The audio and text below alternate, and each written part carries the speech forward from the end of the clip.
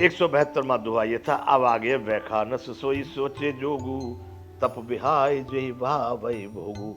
और वह वानप्रस्थ सोचने योग्य है जिसने घर का त्याग किया है। गृहस्थ को अब उसने छोड़ दिया, अब ठीक है, बच्चे बड़े हो गए, पुत्र पुत्रिया बड़े, शादी विवाह हो गए, उनके सब अपने धंधे नौकरी चाकरी खेती सब लगे, अब हमने वानप्रस्थ ले लिया। वह वैखानस, वह वानप्रस्थ सोचने योग्य है जिसको तपस्या छोड़ करके भोग अच्छे लगते। गया तो वह वानप्रस्थ के लिए था, फिर वही भोगों में रमण हो गया, वह भी सोचने योग्य है।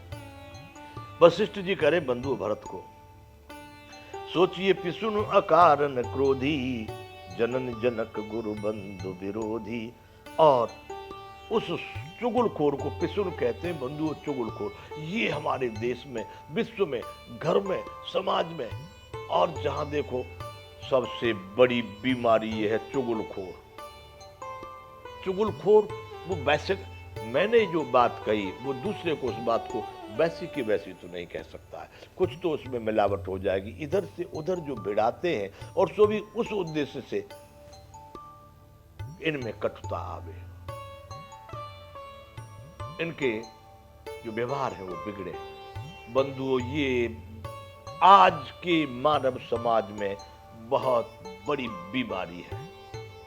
और बंधुओं, इस बीमारी का सबसे ज्यादा श्रेय इस समय दिया जाता है तो जो टीवी चैनल वाले लोग हैं ना, मीडिया के कर्मचारी, कितने अच्छे, कितने पढ़े, कितनी उन्होंने ट्रेनिंग दी है मैं नहीं जानता, मेरे सामने अभी तक कोई आया नहीं है। आए भी वैसे दो चार मिलने जुलने वाले, पहचान वाले, वो अलग बात है, वो कोई मीडिया के बन के नहीं आए, मीडिया के हिसाब से नहीं आगे पहचान में। परंतु सबसे बड़ी चुगलखोरी, देश को नष्ट करने तक की चुगलखोरी ये कर डाल रहे हैं। मैं देख रहा हूं बंधु इस बात को, किसी पत्रकार को, किसी मीडिया वाले को, किसी मालिक को, चैनल वाले को, किसी को बुरा लगता हो तो बंधुओं उतनी बुराई मानना कि मुझसे सामने बैठ करके बात कर लेना, उसके बाद में इसका निर्णय करना सही क्या है, उचित क्या है, अनुचित क्या है। बहुत बड़ी चुगलखोरी यहां हो रही है, और ये बंधुओं बहुत बड़ा पाप बताया है। ये कहा है यहां पर, सोचिए पिसुन अकारण क्रोधी, जनन जनक गुरु बंधु विरोधी।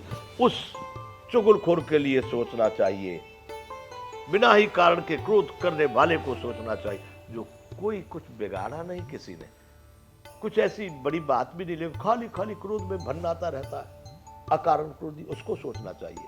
तथा माता पिता गुरु एवं भाई बंधुओं के साथ विरोध रखने वाले के प्रति सोचना चाहिए। जनन जनक गुरु बंधु विरोधी। कभी कभी हमारे संपर्क में भी ऐसे लोग आ गए बंधुओं, माता पिता भाई और गुरु सबसे विरोधी, विरोधी विरोध। और कैसे विरोधी, वो सामने पर तो उनके शरण में सरेंडर, झूठ कोरा बनावट, लेकिन अपने अहंकार में वो उनसे विरोधी ही है। ऐसे लोग मेरे जीवन में कभी कभी आ गए, देखा मैंने अपनी आंखों से। उनके लिए सोच करना चाहिए। सोचिए पिसुन अकारण क्रोधी, जनन जनक गुरु बंधु विरोधी, इनके लिए शोक करना चाहिए। वशिष्ठ जी भरत जी को समझा रहे बंधुओं, सब विधि सोचिए परोपकारी, निज तन पोषक निर्दय भारी। और भरत सब प्रकार से उसका सोच करना चाहिए जो दूसरों का अनिष्ट करने में ही लगा रहता, रात और दिन इसका ये बिगाड़ो, उसका, किसी मित्र से, भाई से, अपने कुटुंबी से थोड़ा भी तू मैं हो गई तो उसके काम को बिगाड़ने लगते। उनके लिए सदैव सोचना चाहिए। बंधु, ये मेरे अनुभव की बात है, बिल्कुल सही है, इस बात को मैं प्रमाणित करता हूं। ये जो कह रहे हैं ये सभी बातें बिल्कुल मेरे जीवन में घटी है। सब विधि सोचिए परोपकारी, निज तन पोषक निर्दय भारी। केवल अपने शरीर का पोषण करने में लगा है, बड़ा भारी निर्दयी है, अपने ही। एक लड्डू भी गड़ा जाएगा तो अपनी जेब में रख, एक रूमाल भी है तो भी अपने पास ही देगा नहीं किसी को। निज तन पोषक निर्दय भारी, सोचनीय सब ही विधि सोई, जो न छाड़ चल हरि जन होई। और भरत सब प्रकार से सोचने योग्य तो वो है जो छल छोड़ करके भगवान का भगत नहीं हो जाता। सभी प्रकार से सोचने योग्य है। निष्कपट भाव से भगवान का भक्त नहीं हुआ, जिसने समर्पण परमात्मा के सामने नहीं किया, वो सब प्रकार से सोचने योग्य है। सोचनीय नहीं कौशल राऊ, भुवन चारि दस प्रगट प्रभाव। किसी भी प्रकार से कौशलराव यानी महाराज दशरथ सोचने की योग्य नहीं है, क्योंकि चारों भुवनों में जिनका प्रभाव प्रकट है सबके सामने। भुवन चारि दस प्रगट प्रभाव, 14 भुवन में जिनका प्रभाव विदित है, लोग जानते हैं, ऐसे महाराज दशरथ अरे प्रेम के लिए प्राण त्याग दिए, उनके लिए क्या सोचोगे भरत। इसलिए वो राजा दशरथ किसी भी प्रकार से सोचने योग्य नहीं है। भरत तुम उनका शोक न करो।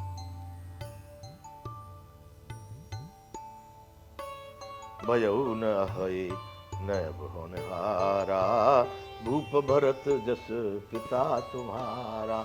न तो हुआ और न अब है और न होने वाला, ऐसा कह गए वशिष्ठ मुनि। अभी तक तो ऐसे लोग नहीं हुए भाई, राम जी के जाने के बाद, जिनके यहाँ परमात्मा अपनी लीला करे, जो अपनी प्रतिज्ञा को पूरी करे, जो सभी पदार्थों के भोग करके पूर्ण होकर के जाए।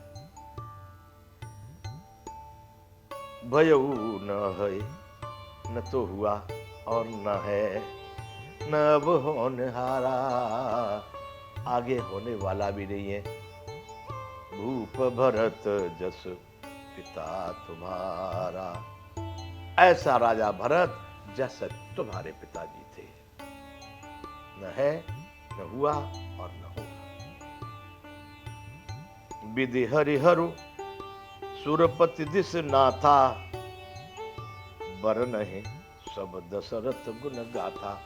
बंधुओं, जहां ब्रह्मा विष्णु महेश की हम पूजा करते, बात करते, यहाँ उन्हीं ब्रह्मा विष्णु महेश के लिए कहा गया है कि ब्रह्मा विष्णु और महेश और सुरपति यानी इंद्र और दिशनाथा यानी दिक्पाल, दिशाओं के स्वामी, ये सब के सब महाराज दशरथ के गुणों की गाथा का वर्णन करते हैं। ये महाराज दशरथ की प्रशंसा करते हैं, उनके गुणों को गान करते हैं। ब्रह्मा विष्णु महेश। बोलो भरत, ऐसे व्यक्ति के लिए तुम क्या शोक करोगे, क्यों सोच करोगे? वो सोच करने योग्य नहीं है। और बंधुओं में बताऊं कि भरत जी को राजा दशरथ का बहुत ज्यादा शोक था भी नहीं। पिता से तो थोड़ा तो हुआ होगा, लेकिन वहां बात आ गई कि भरत बिसरेउ पितु मरन, सुनत राम बनुगौन, हेतु अपन पौ समझ जिय, थकित रहे धरि मौन। वो पिता के मरने को तो तभी भूल गए। भरत बिसरेउ पितु मरन, राम जी के वनवास की बात सुन के उनको जो शोक था, उनको जो कष्ट था, उनको जो दुख था, वो तो राम का था। मेरा भाई राम, मेरा राम वन में गया, कुछ नहीं, मेरा राम। तो राम का दुख था उनको। बहुत अच्छे प्रकार से वशिष्ठ जी ने भरत जी को बहुत प्रकार से समझाया। उनकी दृष्टि में यह है कि भाई वशिष्ठ जी भी तो एक मूल तो मनुष्य के रूप में है, एक गुरु के रूप में है। उनके विचार में है कि दशरथ जी का शोक कर रहे कि पिताजी चले गए, राम तो वन को चले गए, अब ये राज्य करना नहीं चाह रहे दशरथ के, अब इनको राजगद्दी पर बैठा दिया जाए।